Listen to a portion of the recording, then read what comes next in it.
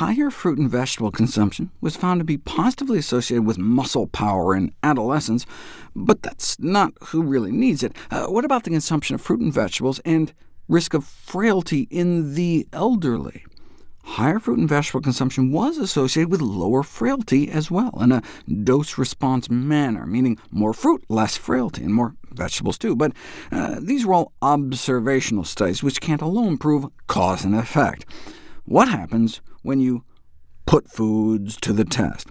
Well, no positive influence ingesting chia seed oil on human running performance, but there was an effect found for spinach supplementation on exercise-induced oxidation stress. And by spinach supplementation, that meant they just gave some guys some fresh raw spinach leaves, 1 gram per kilo, so like a quarter of a bunch a day for 2 weeks. Then they had them run a half marathon. And they found that chronic daily oral supplementation of spinach, meaning like eating a salad, had alleviating effects on known markers of oxidative stress and muscle damage. Here's what happens when you run a half marathon without spinach: a big spike in oxidative stress, blood malondialdehyde levels that stays up hours or even days later.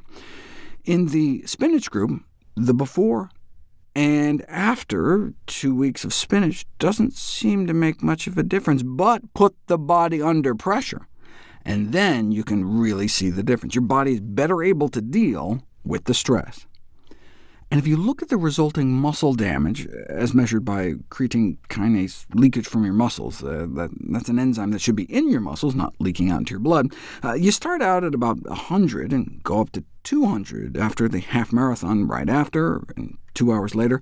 But it's the next day where you really feel it, that delayed onset muscle soreness, with CK levels reaching 600 before coming back down. OK, that's without spinach, though. On spinach, you get a similar immediate post-race bump, but it's that next day where spinach really shines. You don't get that same next-day spike, and so for a competitive athlete, that quicker recovery may get you back training harder sooner. They attribute this to the anti-inflammatory effects of spinach. Same with black currant juice. After some hardcore weightlifting, muscle damage indicators go up and stay up, whereas the same lifting, drinking berries, and it goes up but comes right back down.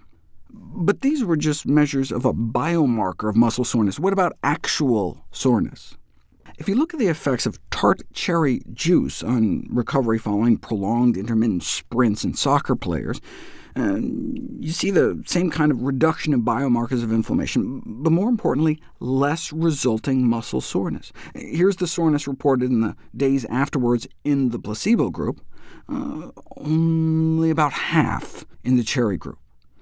Then they measured maximum voluntary isometric contractions of the leg muscles, which understandably took a hit in the days after the intense workout, but not in the cherry group. They conclude that participants supplemented with a tart cherry concentrate were able to maintain greater functional performance. But that was testing like how high you can vertically jump. They didn't actually see if they played soccer any better. But this study on purple grape juice actually showed an ergogenic effect in recreational runners by promoting increased time to exhaustion, where you ramp people up on a treadmill and see how long they can go before collapsing. After a month of drinking a grape Kool-Aid-type placebo-control drink, no real change in performance. But a whopping 15% improvement in the real grape group, hung on for another 12 minutes.